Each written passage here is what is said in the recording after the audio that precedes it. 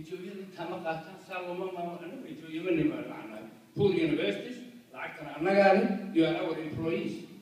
afrana ku hadlayna anu hadii mar aakhirkii waxayna bariyeen inaan laba boqol u gaarsiino ilaa waxoogay waa project waxaan wartaan isla yaro qol meel baynu ka soo ridnay nimanka from 600 iyo inta marka horta tibaan afaaday sidii baan wari isku duwanno waa shan jaamacadood oo afar jaamacadood baan haysan laakiin dashan qoy Soomaaliland la saano hadda iyo nugaal baa ku tahay laba kunlaan State University iyo East Africa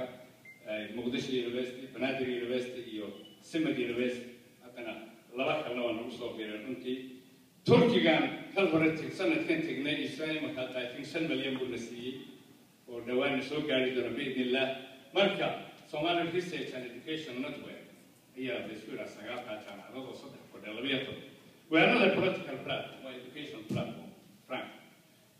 muraman naguma jiro dhexdayado nima meeshu ka yimid sidoo isugu yeero ma isugu yeernaa in Soomaaliya baa lagu yeeraa in la geeyo basically after all waa magaceeda dal soo isugu yeernaa baydun marka أقدر ما قرأ أرمو قلت كذا institution ما هلا كيو هاللوجن هنا نتذكر إستحيل إنه to be honest مركا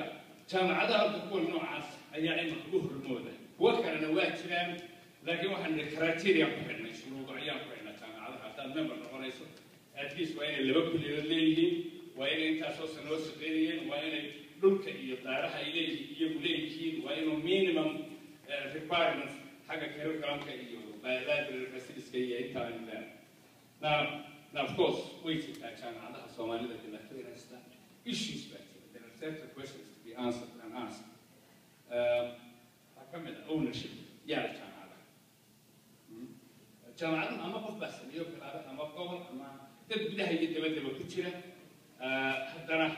لا نتتبوق ولا معه. private دام China عنده لسه يسيركم كتير. وهقول له عمودي هالقيسي يقرأوا أي لوك يداري وربع دولة روحي لكن أنت تمد of course in one non-governmental institution for the time being ownership in the long run كل واحد سيد ما يعمل فكرة. Second question of accreditation in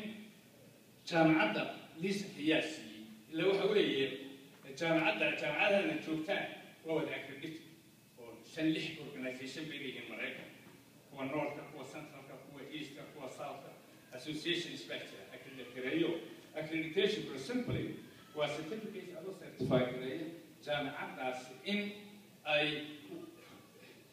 مركز لما شكله standard كلوكي مثلا benchmark special a university should be at that level in terms of course minimum hours in terms resource in terms معلمين qualifications in مركز in terms of the لسكوكو وإن هي tertiary level university level هو accreditation simply certifying that جامعة سنة هاي university level quality و criteria for a lot of guys مركا إننا وزارتها ميل بهاي جورتو in fact 2006 أيام بلابين الوطن الرئيس كأفريقيا وقوة إنه بدو جبوت مركا جامعة جدو وحي يدو وحي عصبتها برتقال وبيتر سنين كذا إثيوبيا دولتها وضعها كينيا يوغندا كوميشن سترايك كوميشن فور هاي إديوكيشن تي كينيا أظن حوالي موديفاي كريمة مدحوين هوران كي مركا ولي وقت يوم كسول دماري مدحوين أنهم كيونا ساي سومالا وين كوميشن بانوسمية أغسطس 2011 كوميشن فور هاي إديوكيشن وأحد صار جامعات عصرنا إلى كيرك إلى يونيفرسيتي ليفل هاي في شقين سنة إنسبكشن قصة ما يصير مونيتور كرايسي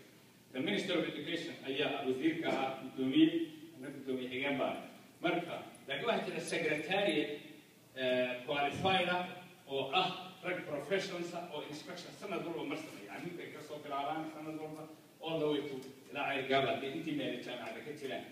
جامعة دي واحد حلو لكن ولو شيء يعني parameters كيها يارستيكها هي كوا سيسان كانوا هي كوا سيسان كانوا